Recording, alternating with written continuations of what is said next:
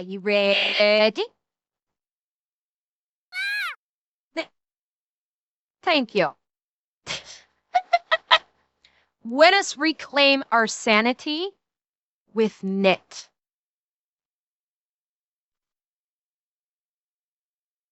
Well, yeah, this is going to be so fucking stupidly funny. It's the perfect cleanser. It's about the watermelon war. Are we ready? Nick, take it away. All right, fair warning. This one's gonna get weird. Today we're talking about the watermelon war, that time that America and Panama had an international incident over a slice of watermelon, which it kind of sounds weird, but historically speaking, it's really not. I mean, Mexico and France almost went to war over a pastry. America and Great Britain almost went to war a third time over a pig on an island off the coast of Canada. And then there was that one time that Honduras and El Salvador almost went to war over soccer. So, I mean, war is weird. And to be fair, while it is called the Watermelon War, it was more of a riot, but it's kind of called the war because it had such a historical impact on the world. It's crazy. Basically, what happened was a drunk American got in a fight with a Panamanian street vendor over a single slice of watermelon, not even a whole watermelon, just one slice of watermelon. And that created a ripple effect through time that resulted with America creating the Panama Canal. Okay, I'm gonna say that a little bit slower if you're not picking up what I'm putting down. A drunk American got in an altercation over a slice of watermelon with a Panamanian street vendor, and then it resulted in America cutting the entire continent in half. And I'm gonna explain everything right after a word from our sponsor. This video is brought to you by Element. Okay, look, we've been through this before. They've already sponsored the channel 10 times. They're gonna keep sponsoring the channel, mostly because I keep wanting to work with them because I actually like this shit. Okay, it's a super simple, straightforward product. It's just electrolyte mix, okay? I don't know how it works. Science is involved. It's like Gatorade, except there's no sugar and there's not a bunch of artificial food dye. I don't know why it works. All I know is I drink it once a day, my piss is clear, and I don't have headaches. And then if I'm working out, being fat and sweaty, sometimes I'll have 2, maybe even 3 a day, whatever the situation calls for. They just come in these little drink sticks, throw them in your bag, drink them whenever you need them. It's fantastic. Like I said, they don't have a bunch of sugar like Gatorade and all the other stuff. Despite that, you know what, Baconator, to your point there, way off topic, you're shocked, I know. I'm kind of surprised Gamer Subs has not gone the route of making like small little pouches of Gamer Subs available, like boxes of like 20 of these little pouches, and each one being a single serving. If I were to have like they could do like little tubes. They could do like skinny little like pixie stick type tubes and put them in a box and sell them, like sell a box of 20 of them. And you can literally just do a pixie stick tube into your cup and boom, you have Gamer Subs. I'm legitimately surprised they haven't gone that route yet. Baconator, maybe that is certainly an absolute possibility. I don't know. No, Riot, not even like the samplers, because the samplers is, I think the samplers is enough to make 2 beverages. I'm talking about like skinny little tubes that you have like one serving in these skinny little tubes, and then you could pack like 20 of them into this tiny little box and sell it for like $10. they actually taste good somehow. I really like the lemonade and the raspberry and the chocolate ones. If you mix the chocolate ones with hot water, it's like hot chocolate. It's really good. I'll actually read all the ingredients for you right now. Salt, citric acid, magnesium, potassium, natural flavors, stevia extract, the end, manufactured in the USA. And if you're like super ultra health minded and you don't want the stevia extract, they have a raw version where it just tastes like salt. You mix it with your water and then it tastes like salt water. But hey, your piss is gonna be clear and you won't have headaches. You do you. So if you want to give Element a try, head over to drinklmnt.com/Fat Electrician. I'll have that link down below and you're gonna get a free sample pack with every order. Let's get back to the video. All right, our story begins in the 1840s, and at this point in time, Panama is not a sovereign nation like it is today. Panama is owned by basically what amounts to today Colombia, and the 2 countries together are known as New Granada. And Panama, in particular, is very... Oh, Revan, yes, they do. Yes, Gamer Subs does have cans. I got one of them with one of my Gamer Subs orders. Who knows, maybe I'll get another one with the Gamer Subs order that... You know, once that gets completed on the throne, maybe they'll throw a can in with that one. I fucking love it. They don't ship them to Canada. Dave, the Gamer Subs, like the Gamer Subs cans, and I think they're carbonated, are only available in the US. I can't get them in Canada, which sucks. I would, excuse me, I would love to be able to have those up here because the one I tried, which was Goof Juice, was so good. They don't ship them to Canada. Colombia, and the two countries together are known as New Granada. And Panama in particular is very important at this point in time as well as today because the Panamanian Isthmus, it's only like 46, 47 miles to cross from the Atlantic to the Pacific Ocean. And it seems counterintuitive, but even though the Panama Canal doesn't exist yet, it's still the fastest way to get from the east coast of the United States of America to the west coast. The reason for that is you have two options if you want to go from like New York to San Francisco, right? You can A, get in a covered wagon, and then you can drive your covered wagon all the way across the United States of America through cowboy country where bandits are trying to rob you, through Indian territory where Native Americans are rolling up on horseback shooting giant fucking toothpicks at you the entire time. And if you make it the entire... Okay, I'm sorry. This is not the face of, oh my god, I've just been shot with an arrow. This is the face of, motherfucker, are you out of your goddamn mind? That is the face of a badass bitch who just went, did you just shoot me with an arrow, motherfucker? And yes, she is gorgeous. She is, I don't know who this actress is, but she is gorgeous. And if you make it, the entire voyage takes you like 6 months. Option B, you can go to New York City, hop on a boat, take that down to Panama, walk 47 miles across the Panamanian Isthmus, hop on another boat, take that up to San Francisco, and that voyage is only going to take you 4 to 6 weeks and is way safer. Because of this, pretty much every major superpower in the world wants control of Panama because they control how fast you can get from the Atlantic to the Pacific Ocean, which is a humongous deal. America's looking at Panama like, how do you guys feel about democracy? The British are looking at Panama like, hey, how would you guys feel about having a king? And the government of New Granada realizes they need to get something figured out, otherwise one of these countries is going to invade, go to war with them, and potentially take over Panama. So they decide they're going to team up with one of these world superpowers, and the superpower that they pick is the one that's closest. They're going to team up with America, and they create the Bidlack Treaty in 1846. And what the Bidlack Treaty essentially says is, okay, Panama is its own sovereign nation. We're going to allow you to have your military here. We're going to allow you to transport things across the Panamanian Isthmus. In exchange for us letting you do that for free, you're going to guarantee that Panama remains sovereign. You're not going to invade us, and if anybody else tries to invade us, you're going to come back us up. That's the Bidlack Treaty in a nutshell. And America takes that deal because America's getting everything they want. They don't actually want to own Panama. They just want to be able to transport their shit from left to right, from the Atlantic to the Pacific. Damn good deal. And for a while, it works great. People that want to migrate from the East Coast to the West Coast do it through Panama, and then the main reason they end up using this entire thing is so that they can transport mail. So the U.S. mail that's going from New York to San Francisco actually travels down to Panama. The Postal Service throws it on a donkey, throws it in a canoe, takes it across the Panamanian Isthmus, loads it on another boat, takes it up to the West Coast. But then somebody in California strikes gold, and suddenly the California gold rush starts, and the traffic going through the Panamanian Isthmus to get up to California explodes exponentially. Now there's tens of thousands of people making this voyage so they can go up to California and try their luck at panning for gold. Then somebody gets a bright idea. Hey, we've got thousands of people that want to get transported 40 miles across this Panamanian Isthmus as fast as possible so they can get up to California. If we make it faster for them, we could probably make a lot of money. So they start building a railroad. Now, instead of having to trek 47 miles across some donkey path, you're just going to be able to board a train, drive it 47 miles, hop on a boat, you're good to go. So they start building this railroad. They employ a ton of local Panamanians to build the railroad for them, and it's a humongous boost to the Panamanian economy. That's where everybody's making all of their money. It's going great. Then to support the railroad, there's all kinds of other businesses coming in. They're throwing up hotels, they're throwing up bars, they're throwing up casinos, so people have stuff to do in that area while they're waiting to board the train, or once they get off the train, they can buy more supplies, whatever the case is. So they're throwing up a bunch of businesses as well. And fairly quickly, it's like this little tiny America inside of Panama. There's all the And this, ladies and gentlemen, is called capitalism.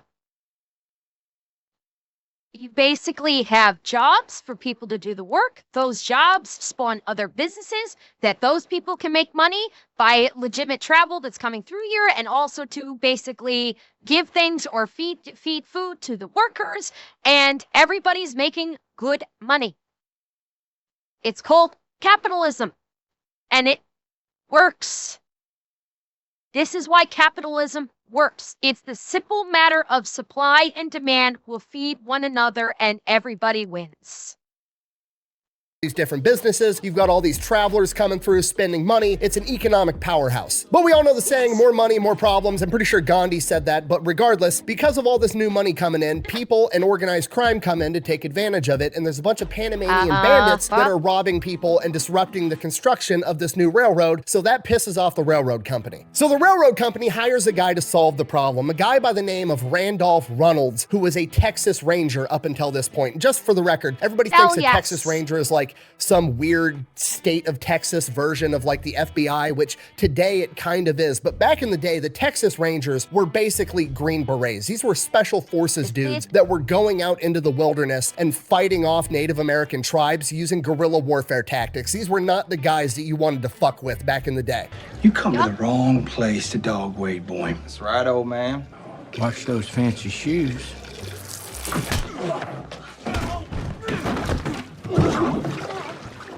Oh, God. It's a real mess. You get it point blank, but I'm happy to do it for you. So Randolph Runnels and his boys come in and they start capturing and killing all of the bandits. So much so that the locals end up referring to him as El Verdugo, the hangman, and everybody's absolutely terrified of him. He's notorious. And that pretty much puts a kibosh to all of the bandits. And then the railroad gets finished and all of the local Panamanians that were building the railroad get laid off and basically get told, okay, thanks for building our shit, now fuck off. So now the railroad's making a ton of money. All these local businesses supporting the railroad that are also owned by Americans, bars, saloons, the whole nine yards, they're all raking in a bunch of money as well. And the Panamanian locals have just kind of been kicked to the curb. There's like this little America that they're no longer allowed in. They can't afford the property there. They can't live near it. They're no longer reaping any economic benefits of it. And because of this, there's a lot of resentment from the locals towards this new American business, which, to be fair, completely understandable. They built the fucking railroad and now they're not benefiting from it at all. And to be fair, I have no historical evidence to back this next part up. This is me assuming a couple of things, but I'm going to go ahead and assume that the Americans that were coming through and traveling weren't super respectful of the local Panamanians, because you got to realize the Americans that are coming, these are all people that are like, okay, we have like cobblestone streets and streetlights in a modern society in New York City. I'm going to risk all of that. I'm going to move out to the wilderness in California and risk my entire existence on my ability to dig up a shiny fucking rock. Okay, these are not risk adverse people. These are people that are willing to gamble at all. So I'm assuming when they show up, they're not being respectful of the local population, and I would assume that makes it 10 times worse. Okay. Another factor at play here that Nick's not bringing up. Not only are they like not respectful because they are not risk adverse, that they're fully willing to go balls to the wall with this journey to try and strike it rich, they're also not in Panama for long. Panama is literally just a way station for these people. They're there to get there, get on the train, drive the 46 miles, get on a boat, and continue on. They will probably stick around for at most a day or two, and they don't care. It's literally just a stop along the road. It's like say you're going on a cross country trip in the States. Say you're going on a cross country trip and you take a stop over at the Grand Canyon. And you're there for like a day, maybe two, to take in the sights, maybe, do one of those like horseback or donkey kind of like excursions into the canyon as a sightseeing tour. That's it. That's what these people are basically treating Panama like. It is a tourist stop along the way to get to California for the gold rush. And they're going to treat the people like shit because, number one, it's a tourist trap stop. And number two, they're not Americans. And unfortunately, especially during this point in time in history, they're not Americans, so they don't give a shit about them.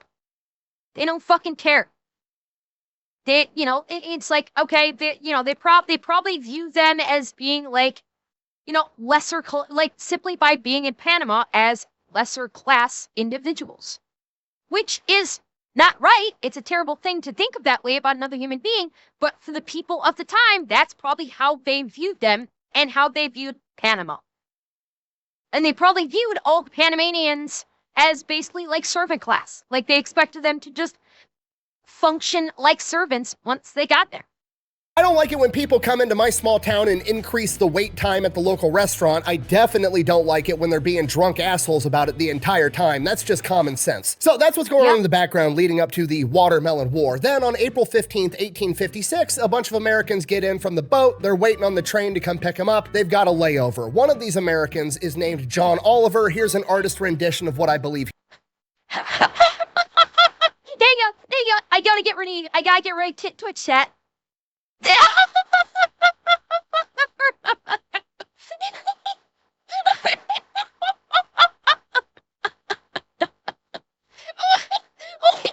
Oh, fuck. Nick. Oh, of course, Nick would do this. He looked like. And John Oliver, like most Americans, determines, okay, I gotta sit here for a couple of hours waiting on this train to come pick me up. I'm going to the bar so I can get hammered. So him and his boys go out to the bar. They start drinking. They get absolutely obliterated. And it just turns into the movie The Hangover. They start bar hopping from bar to bar. And as they keep hopping from bar to bar, they keep getting further and further away from the train station. And the further away from the train station you go, the more and more it starts to look less like America and more like Panama. We don't have no beer, just tequila. What's tequila? Yeah, it's like beer. If it's like beer, we'll have some. 3 tequilas. Oh, God. And they're on the floor. Now, somewhere along the line, they cross paths with a Panamanian street vendor that's selling slices of watermelon by the name of Jose Luna. And depending on which source you want to read, there's two different versions of what happens next. Version number one is that John Oliver is being a drunk asshole. He walks up, grabs a slice of watermelon from Jose's cart, just starts eating it, and refuses to pay. Version number two of the story is that Jose Luna kind of does the tourist trap thing where the local street vendor comes up and like makes it seem like he's giving you a gift for free, and then after you know, put it on or you start eating it, he then expects you to pay him. Regardless of which version of that story it was, the fact of the matter is Jose Luna now believes that John Oliver owes him a dime for this slice of watermelon, and a dime for a slice of watermelon at this point in time is an outrageous sum of money. There it is! It's beautiful! Yeah. Take your hat off, boy, that's a $1 bill! So they get into an altercation over this watermelon. There are like for context, back during this point in time, a slice of watermelon would be a penny. If you need context, you could buy a slice of watermelon. You would buy a slice of watermelon for a penny. A dime would be like, contextually speaking, look at it this way: $10 for a can of Coke. That's a good comparison. A dime for a piece of watermelon back then would be like spending $10, maybe even $20 on a single can of Coke today. All right? Yeah. So, arguing back and forth, and finally, one of John Oliver's buddies, whose name has been lost to time, but here's an artist rendition of him. yeah, I'm an edit.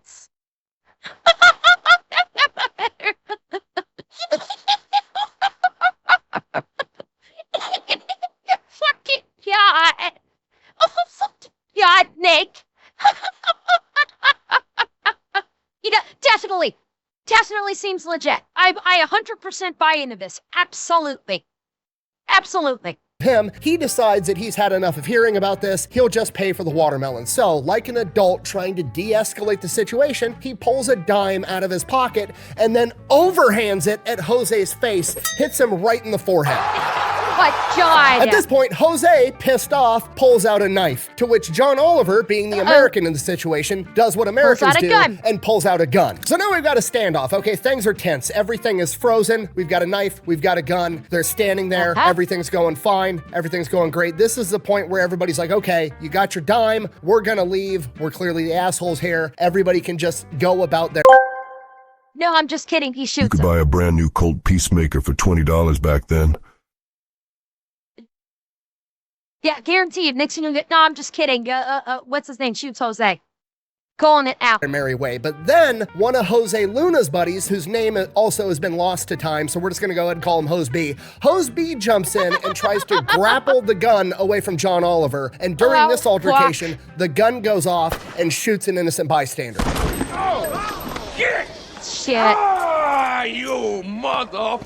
And that's it. It's done. This is the match that lit the powder keg. We've got like a decade of racial tensions between the locals and the Americans, and an American, whether he did it intentionally or not, just shot a Panamanian. And within a minute, the entire thing just devolves into a massive riot. Panamanians are coming out of everywhere with clubs and rocks and sticks and knives and machetes and whatever else they have, and just start beating the shit out of the Americans. And the riot just keeps growing and growing and growing, and eventually they're in the American part of town. They're looting and destroying all of the American businesses, the bars, the hotels, all of it. They're destroying and stealing absolutely everything. The Americans don't know what to do, so they all fall back to the train station. They barricade themselves inside, and they're sending out telegrams asking for help, and those get cut short because the Panamanians start ripping down the telegram lines. They rip up one of these phone poles and start using it as a battering ram, trying to get inside the train station. What is this, Portland?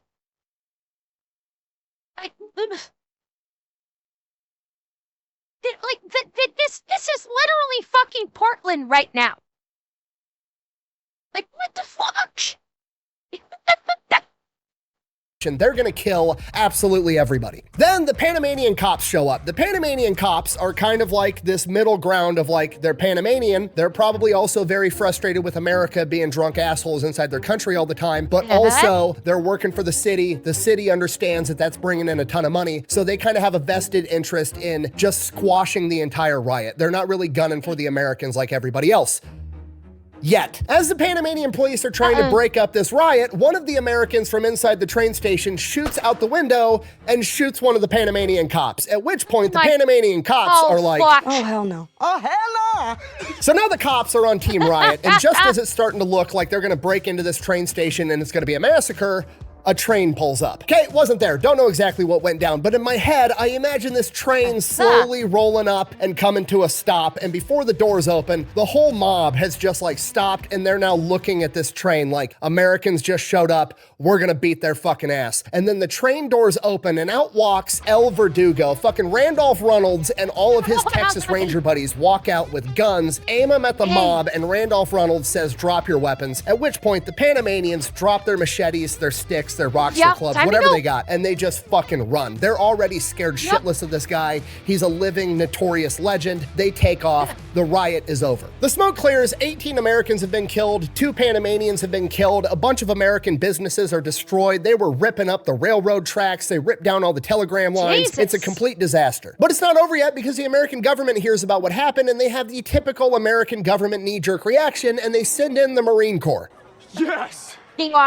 That's awesome. The Marines land in Panama 3 days after the watermelon riot, which is outrageously fast considering how long it takes for any communication in the 1840s. So the Marine Corps gets there, nothing really happens, they never fire a shot. Basically, the entire thing is over by this point in time. However, now the government of New Granada is pissed off that America just sent its military into their country. Like, that's an act of war. This is kind of a big deal. So the government of New Granada is like, you can't have your military in our country, to which America pulls the Uno reverse card, and they're like, actually we can. We've got the Treaty of Bidlack that says we can have our military here to secure our own affairs, which is exactly what we're doing. To which the government of New Granada is kind of like, shit, they got a point. Okay, fine. The military can be here, do whatever you gotta do, and then get out. America, in typical American fashion, then doubles down and is like, by the way, whether it's our fault or not, whether we started this fight over a slice of watermelon, you guys destroyed a bunch of our stuff, the New Granada government is gonna pay for it. They fold, they agree to pay America $400,000, which is a ridiculous amount. Princess, fuck! $300,000? Back then? Not sure what that is adjusted for inflation, but that must be close to $1 billion.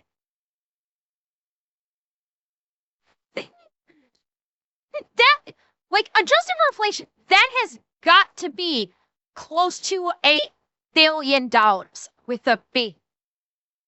It has to be. Fucking hell. of money at this point in time as a settlement between the two. And then America triples down and uses this as an excuse to create American military bases on the islands right off the coast of Panama. Wow. So now America has military bases right off the coast of Panama, and they have the diplomatic justification to be able to use their military anytime anything is going on the Panamanian Isthmus that they don't like, which they end up using and deploying the Marines like. Is it really, Brevin? It's only about 15 million today, adjusted for inflation. Okay, clearly far less than I thought it was. Wow, that is shockingly less than I thought it would be. 15 million? I mean, still a lot of fucking money. Let's make no mistake. That's still a fuck ton of money. It's so much less than I thought it was, adjusted for inflation. But okay. 15 more times over the course of the next 5 decades. So now we're in the early 1900s, 1903. America's got a president by the name of Teddy Roosevelt. Here I come. Oh, here I come. And Teddy Roosevelt decides he wants to build the Panama Canal. He wants to be able to drive his boats right through Panama to go from the Atlantic to the Pacific and vice versa, and that's what he wants. So he goes to the Colombian government. The New Granada government has been renamed to the Colombian government somewhere within the past 50 years. It's the Colombian government now, doesn't matter. So he goes to the Colombian government and asks for a treaty so he can build the Panama Canal, and the Colombian government refuses. No.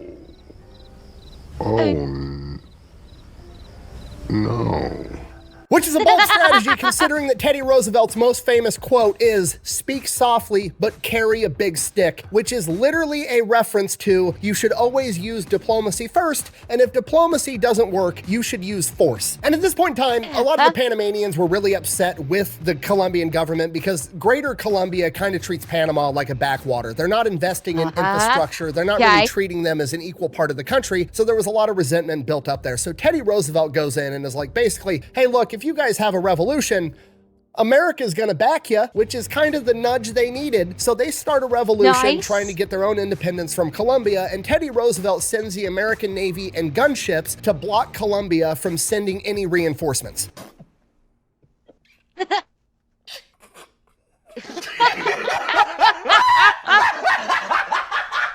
Because of this, Colombia doesn't even really try to stop the revolution. They're not able to send their military in there, and the entire revolution is relatively bloodless and nonviolent. And Panama becomes its own sovereign nation, and you're never gonna believe this, but the new Panamanian government is willing to sign a treaty to let America construct the Panama Canal. I'm shocked. Shocked! Well, not that shocked. The odds of that. What are the odds of that? And there you have it. That is the story of how some dude found gold in California, which led to an American getting drunk in Panama, getting in a fight over a slice of watermelon, which led to Teddy Roosevelt cutting an entire continent in half. The more you know, I guess. Thanks for watching. Best way to support the channel is go buy some merch, maybe pick up some Echelon Energy, go check out Pepperbox. Links for all of those are over at thefatelectrician.com. Quack bang, out.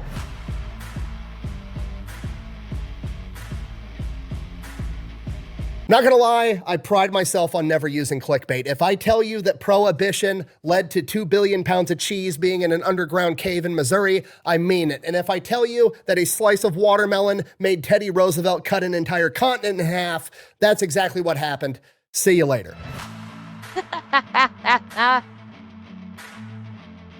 Alex, it's fucking weird and fucking glorious as well. That was fantastic.